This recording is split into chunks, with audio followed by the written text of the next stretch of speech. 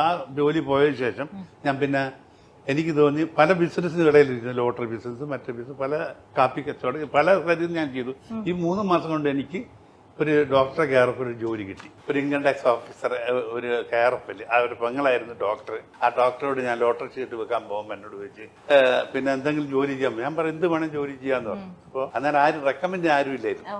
എനിക്ക് ആ സമയത്ത് കിട്ടി. പക്ഷെ ഈ ഡോക്ടർക്ക് എന്തോ ഒരു പ്രത്യേക ഒരു ഇതും മംഗളം ഡോക്ടറാണ്. അദ്ദേഹം പറഞ്ഞ് ഞാൻ നിങ്ങൾക്കൊരു മെഡിക്കൽ പ്രൊഫസർ ഉദ്യോഗം തരാമെന്ന് പറഞ്ഞിട്ട് അത് ഞാൻ അവിടെ പോയപ്പോൾ എനിക്ക് വലിയ സപ്പോർട്ട് കിട്ടി. ഇയാൾ ഇൻകം ടാക്സ് ഒരു സഹോദരിയായിരുന്നു ഈ ഡോക്ടർ.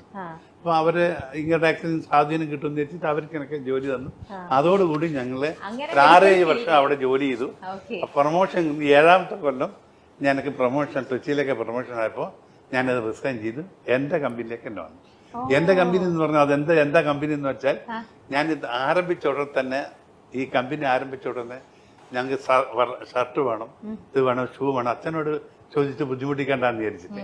കാരണം അച്ഛനോട് പെർമിഷൻ ഇല്ലാണ്ട് വന്ന അനുവാദം ചോദിച്ചു. അങ്ങനെ ജോലി ചേരുമ്പോൾ ചോദിച്ചു. പക്ഷെ എന്നാലും ഞാൻ ഈ കാശിന് വേണ്ടാന്ന് വിചാരിച്ചിട്ട് ഞാൻ തന്നെ ഒരു കുറി വെച്ചു, ഒരു 600 രൂപന്റെ കുറി. ആ കുറിയാണ്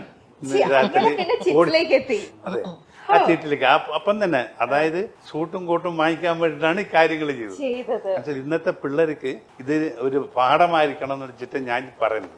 കാരണം എന്റെ ദാരിദ്ര്യത്തിന് വിഷമമല്ല പറയുന്നത്. കാരണം ഇന്നത്തെ എന്തുണ്ടെങ്കിലും ആരുമൊന്നും ഇല്ലെങ്കിലും നമ്മൾ സ്വയം കഷ്ടപ്പെട്ടാലും നമുക്ക് എല്ലാ കാര്യത്തിലും എത്താൻ പറ്റും എന്നാണ് അഭിപ്രായം. അത് സത്യസന്ധത ഉണ്ടായിരിക്കും.